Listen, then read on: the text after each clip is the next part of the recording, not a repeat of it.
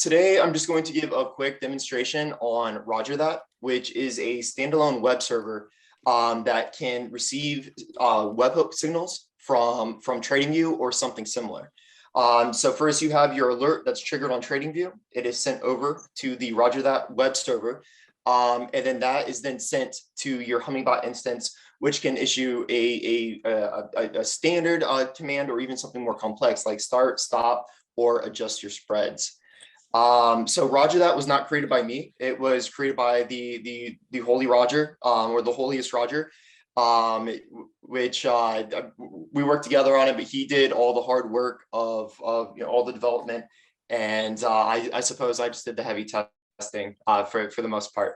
But so let's jump into the web server itself. So when you launch this, I do recommend having a standalone server, or you can run it locally. So, and the reason for that is I find it much easier to troubleshoot when you have them completely separated from one another. But here you can see that this is just it's a huge log of just continuously receiving signals. So then you can open up your instance, and you can see here, this is just a demo config, where you can see that the remote command executioner spread was received, and it automatically adjusts those spreads. And then oops.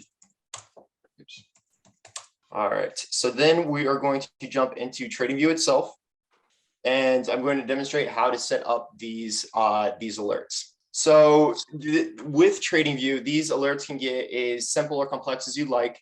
If you have no experience with PineScript, that's okay. All you need to know is the alert syntax for RogerThat.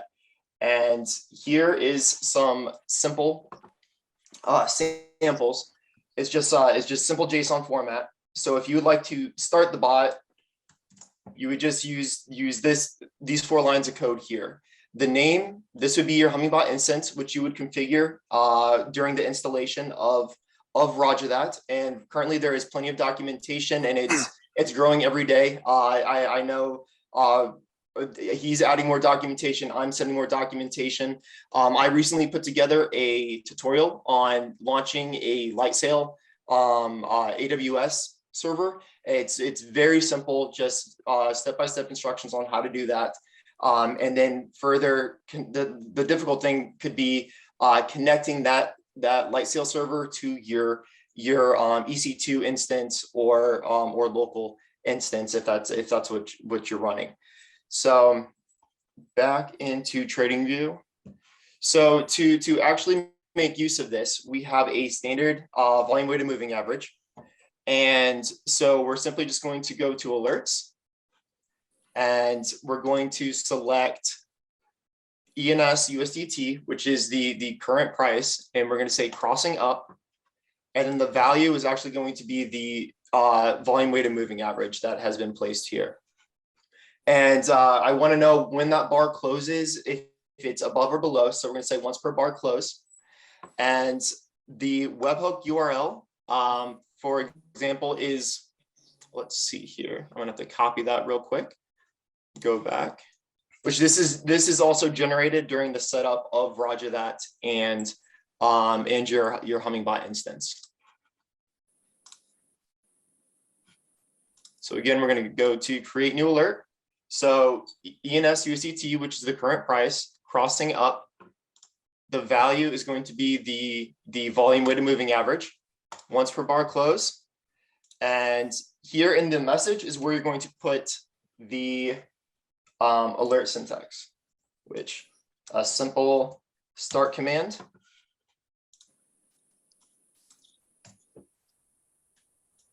And this name is demo 1. So you hit create, and now whenever the price action crosses over that volume weighted moving average, it is going to send a webhook signal to RogerThat, and then from RogerThat it is going to go to your custom Hummingbot instance, and it is going to start the bot. And then to do the opposite, you would just simply do crossing down, volume weighted moving average, and it would be the opposite. So instead of start, it would be stop. So this here can be done with any TradingView signal. You can have an RSI. You can have a simple trend line here. So let's just place this up here. You know, just an imaginary trend line. You can even set an alert on this trend line and say whenever, say the price crosses down and that's some huge support for you, you can just trigger the bot to do a one-time trigger of stopping, just like kind of like an emergency stop all alert. And then if you'd like to go even further with this, you can go into PineScript and actually code these alerts within indicators. So here, I'm going to be publishing this so that if you want to learn PineScript, you can jump right in. I tried to put this in the simplest format as possible. What this is here is a somewhat of, I guess you can call it a smart volume weighted moving average, where you simply go to the settings. And here I have options where you just input the instance name. So here it's already set to demo 1. The alert type, you can do just simple start, stop. And so for example, when the price action crosses above, you're going to get a start signal. And when it goes below, you're going to get a stop signal. Hide previous labels, and you can see here all the different places that this alert was triggered, where the Hummingbot was started or stopped. And then you can go even further by updating the spreads themselves. And here you can see each time there's a crossover or a cross under, it sent another alert, which would adjust the spreads on your Hummingbot instance.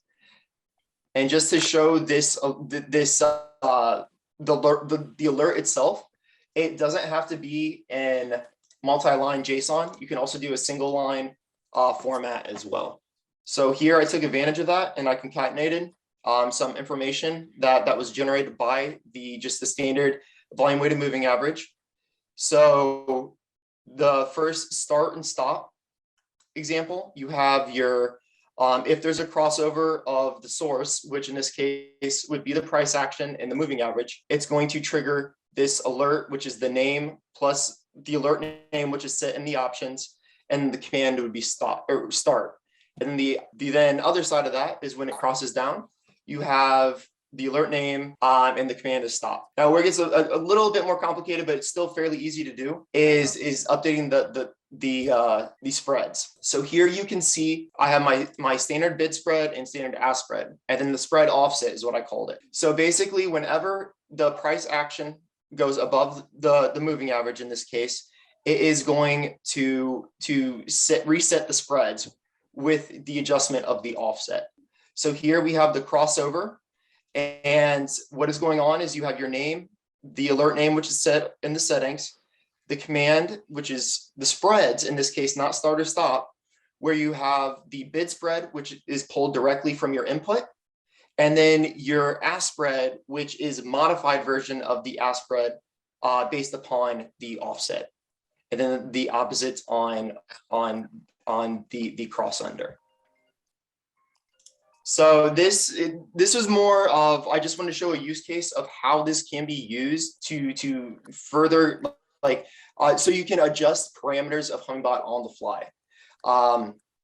It does require a pro tier TradingView account to send the webhooks, but there's so many different possibilities. I mean, this is just a very, very simple use case where you can use it to start stop based on a moving average, but you could have a volatility adjustment like I have here, where it's measuring volatility and updating the spreads whenever it crosses a certain threshold.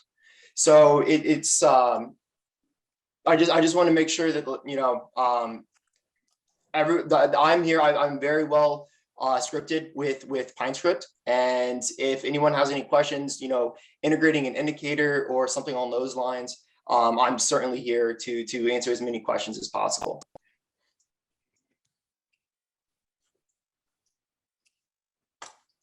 And then just to show an example of how the integrated alert syntax within PineScript is much more beneficial than creating these standalone alerts is right here. So we just have a simple alert that was created, which is based upon the smart volume weighted moving average that is uploaded to the screen here. And as for the option, you just do any alert function call. So what that means is basically any time these if-then theories are true with these alerts that are contained, you will it will automatically generate the message that is within this alert. And then you have your webhook alert, and that's it. So this is just going to, let's go ahead and move this onto a 1 minute chart so I can possibly show you some examples.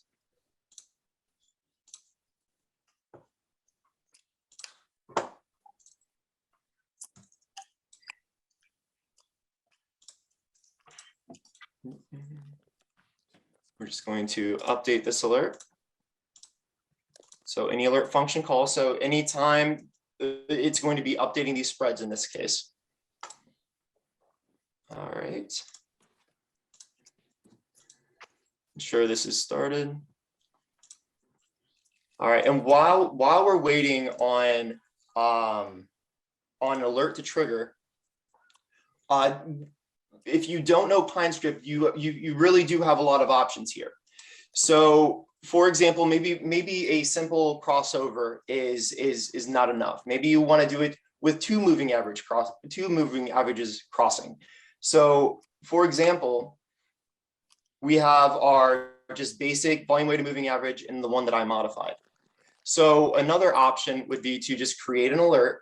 This is the only thing you'd have to get familiar with, is we have the condition, which is, let's say, the slower, faster moving average is crossing the larger moving average, which actually you would set that, I do apologize, you would set the source of that here. So now you can see how it's using the faster moving average as its source instead of the price action. And now you can simply just create alert syntax on that. So let's moving average. Okay, so now we have two just standard moving averages.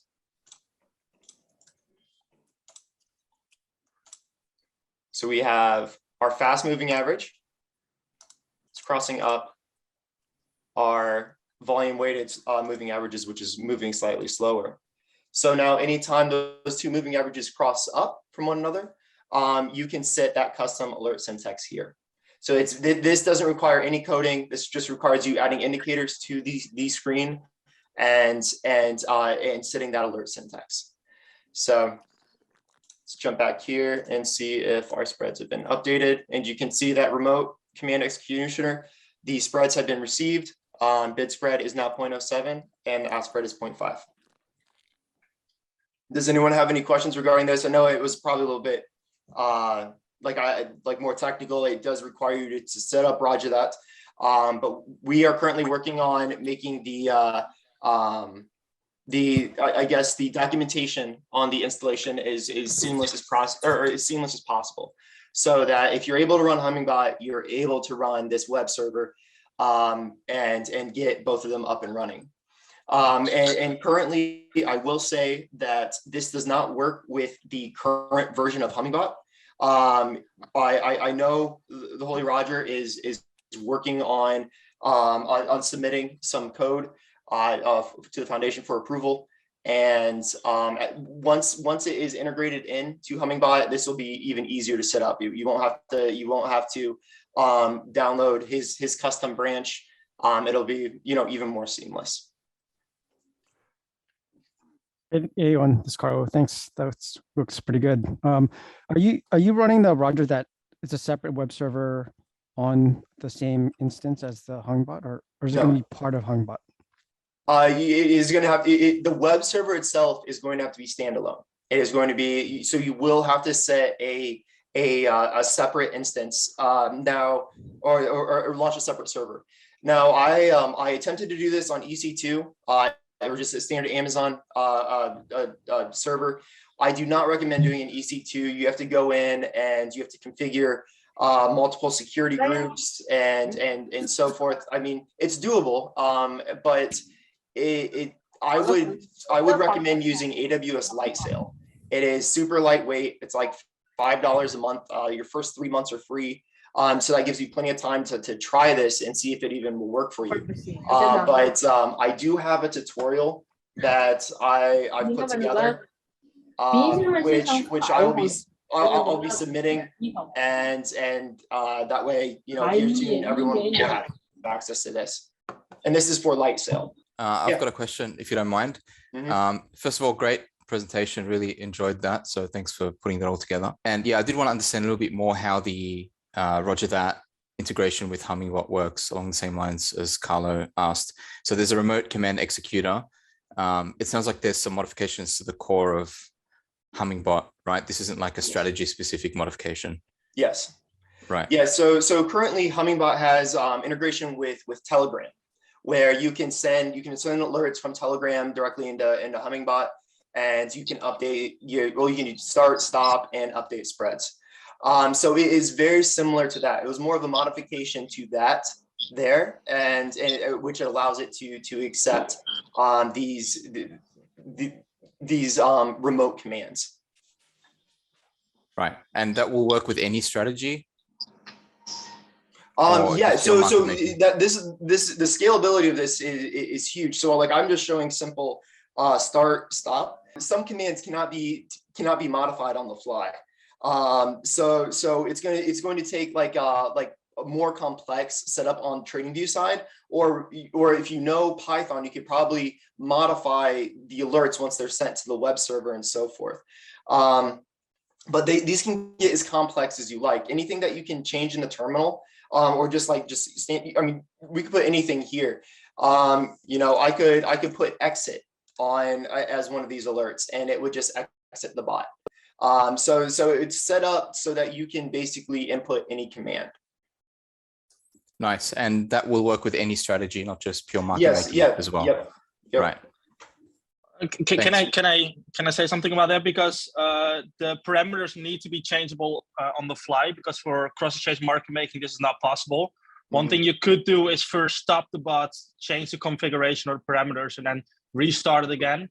But then you might run in some like cancellation problems within that. So for now, I think it's only possible with pure market making, because that's the only strategy that can be configured on the fly. Like you said, you would have to first trigger a stop command. The next bar close, you'd have to trigger another alert, which does the modifications, and then restart it. That would be the best case. Like I personally only use this for pure market making, because for those reasons, it has numerous commands that you can just execute on the fly, like spreads, order amount, and so forth. One more question, Owen. How many bots can you connect to RogerThat? Unlimited or? That I haven't tested the limits on. I have 2 connected right now with no problems. So it's I'm sure this will grow in the future. So I'll report back once if I end up, you know, hitting a wall. Okay, cool. And how does it? Do you need 2 Docker instances in order to connect? So one for RogerThat and one for the strategy. Or can you also do RogerThat on Docker and then running it from source? Yeah. So this is you could do them both from source essentially. So the issue with that is I mean, this is a web server.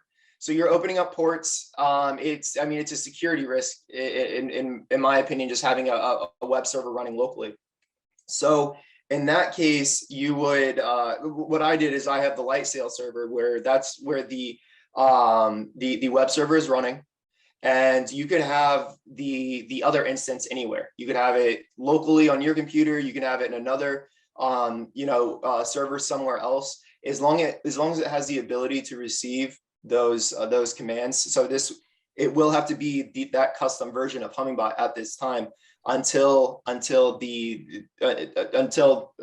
itself has the update integrated, or the remote command receiver integrated into its system. Yeah. Okay. Cool.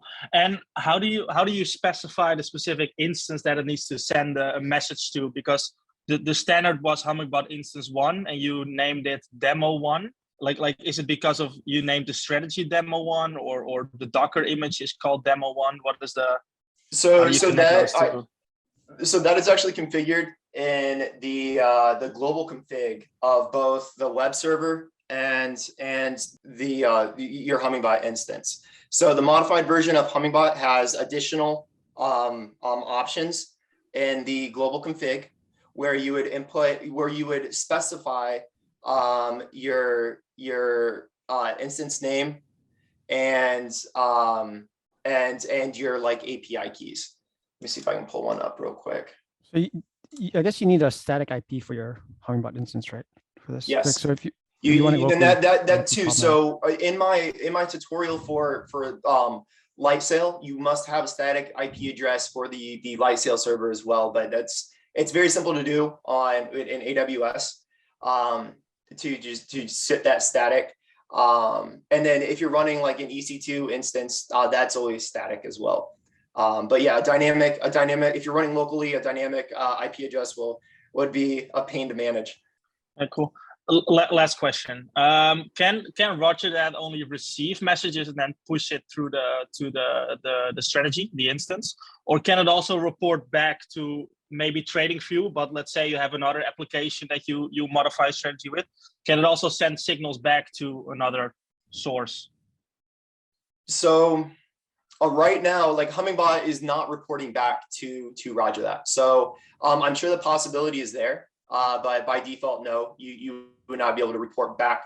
Like it's kind of a one-way road right now with RogerThat. Okay, cool, get it. So does it also use a push system, like a webhook from RogerThat to the Hummingbot, the modified Hummingbot instance? That I do not know. Right. Yeah, it sounds like the remote code receiver or executor receives that signal. So like on my instance, or my server that's running Hummingbot, right now I only have 2. But when you create a new bot, you get a global config for that bot, and within that bot is where you would input your instance name. So let me make sure I have everything out of here. This is just your global configs YML file, and here you can see the additional remote commands lines. You would set the routing name. So in this case, this is demo 1, and then you can also translate. So for example, say you don't want the bot, maybe you don't want to use the standard start and stop commands. You could say long and short. The reason for this is if you're running a backtested strategy on TradingView, a lot of the language in those alerts is preset. And unless it's simpler to not modify the code in PineScript and just use the standard alerts that are provided. And in that case, you could just use these conversions here. But that's more complex. And if anyone runs into that, I can help you. So TradingView has 2 types of I guess you can say they're indicators. You have your standard indicators, which I built here, and then you have your strategies, which is like a rough back test that you can do where it's buying and selling. And the alert format is slightly different. And so like starting off, I definitely encourage. If you don't know PineScript, do just these standard commands where you're integrating different indicators, and you just do your simple, start, stop, or you can do spreads, 1.1, 1.5. So there it's going to update your bid and ask spread. That's definitely where I recommend starting off, and then start dabbling in PineScript itself. This is just simple if-then theories. And this can, get as complex as you like. And but I'll publish this. I'll just like make a little paste bin file or something, and you guys can play with this. And you know, because even this itself, I mean, if you integrate this with the correct moving averages or like Bollinger Bands, EV, anything, this still is very useful, just to be able to you know, modify those parameters on the fly. So when is this going to be available? Yeah, so you can actually use this now if you're willing to download a modified version of Hummingbot. The creator of the web server, I spoke, well, actually I talk to him every day, but he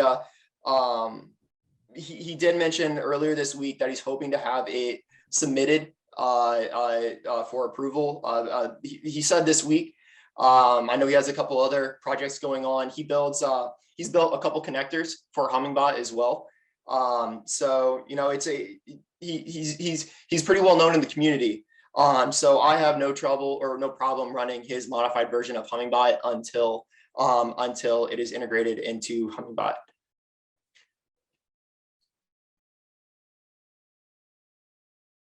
Cool, thanks. Which what I can do too is I will get the link to the